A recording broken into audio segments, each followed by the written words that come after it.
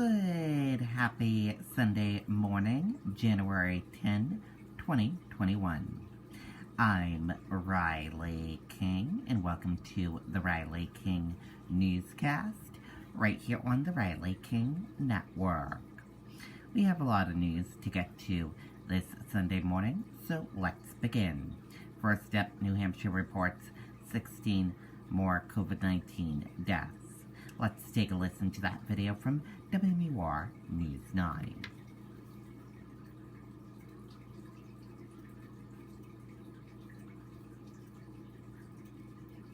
Living in northern New England doesn't mean you have to spend the winter on your roof.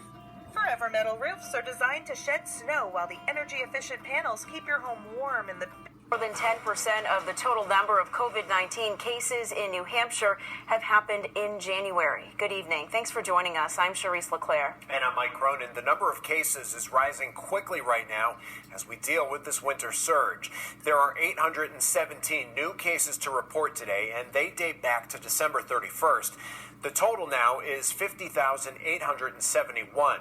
The jump from 40,000 to 50,000 cases took only 12 days. That's compared with the 236 days for the first 10,000 positive tests in the Granite State.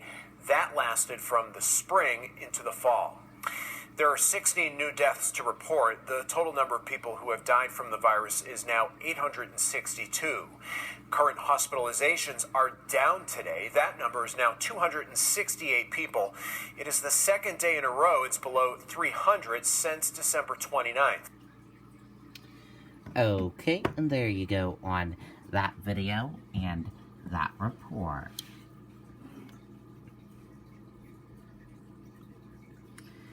And now let's take a look at your COVID-19 in New Hampshire. New information, data, maps, and graphs. Let's take a look at that right now.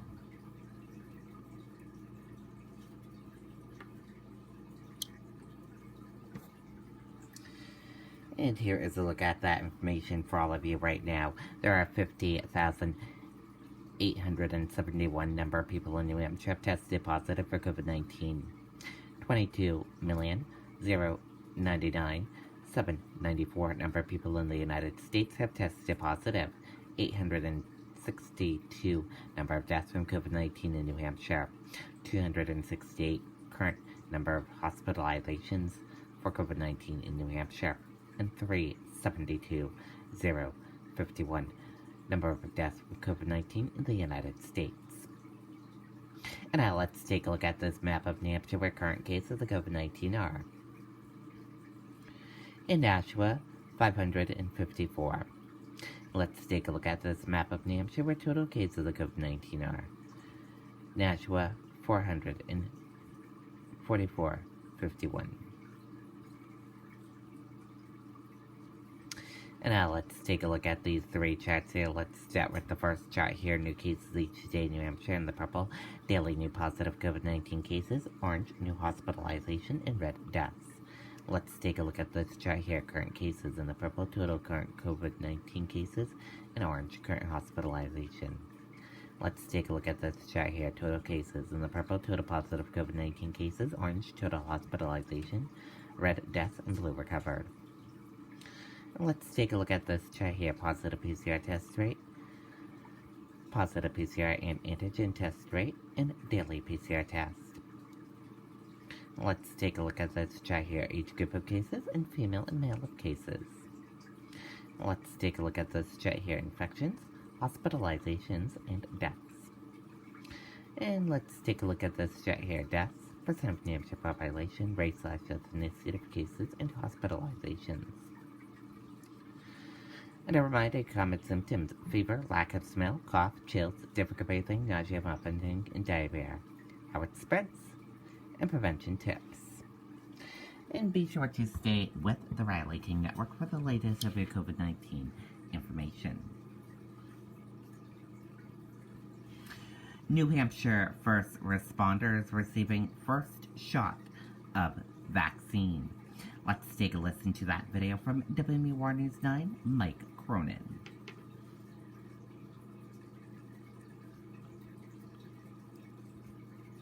When it's time to invest in a new roof, be smart and look at more factors than just the final price. Not all roofs are the same, and not all roofers are the same. Some Granite State healthcare workers are receiving their second dose of the COVID-19 vaccine. Other first responders are now getting their first. Very safe vaccine. I received it myself earlier this week. Had a sore arm, and that's really about it. At state-run vaccination sites, paramedics with American Medical Response have been rolling up their sleeves for the past 2 weeks. About 90% of AMR's staff will have their first shot by the end of next week. I'm really encouraged that that many of our staff have received the vaccine. Very low-level number of people who are not interested in getting it. Despite that, AMR Regional Director Chris Stawaz says all the precautions they take every day will remain in place. Our supply of PPE is really good right now, and we hope that with the vaccine it'll stay that way, but you'll be seeing us in masks for at least 2021. It's the same story at the Manchester Fire Department, which isn't requiring the vaccine, but says most of its firefighters have received their first dose. We've had over 10% of our workforce actually come down with COVID. We've had 2 members hospitalized. We've had members of their families hospitalized.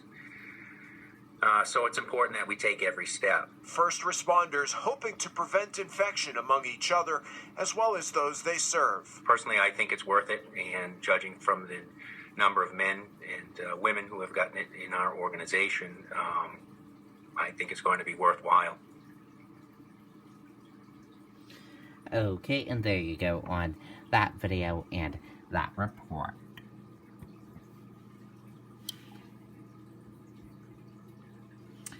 Black Lives Matter activists seek stark difference in police response to Capitol surge. Let's take a listen to that video from WMUR News 9, Jessica Moran.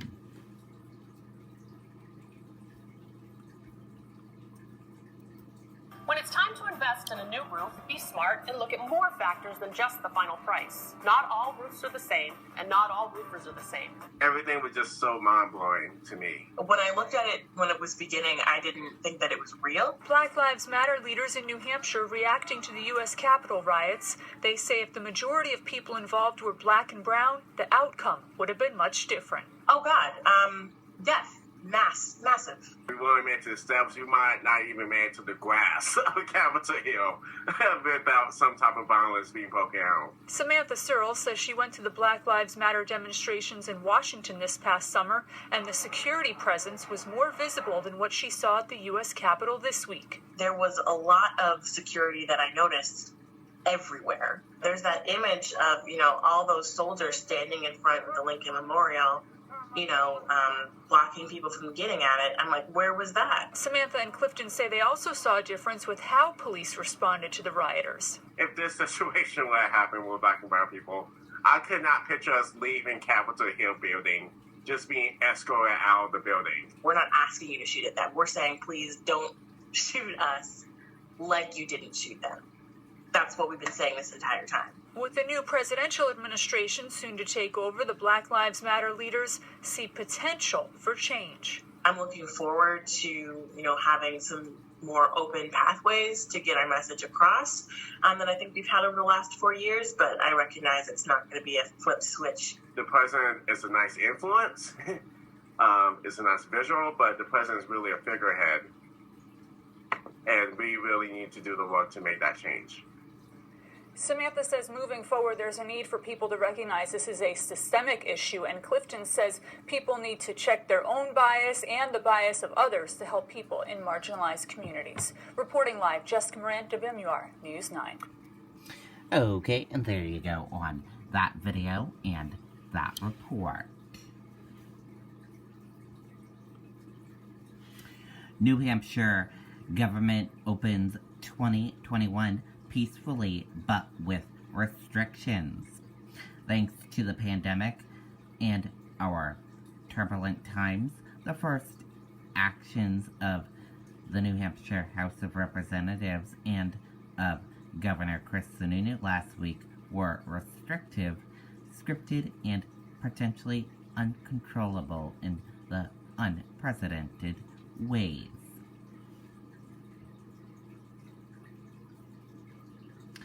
Nationwide manhunt underway for those involved in Capitol breach. Let's take a listen to that video from ABC News.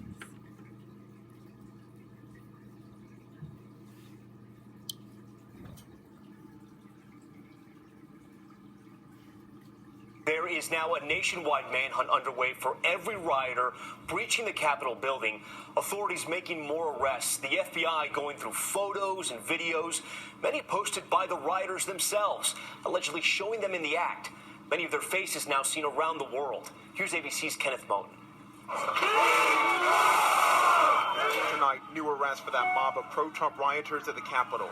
Jacob Chansley, a.k.a. Jake Angeli, allegedly seen roaming the halls of the Capitol with war paint, horns, and a bearskin headdress carrying a spear.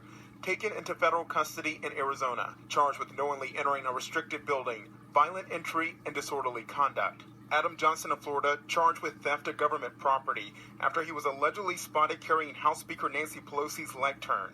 And Richard Barnett, who posed for pictures with his feet propped up on Pelosi's desk, turning himself into authorities in Arkansas.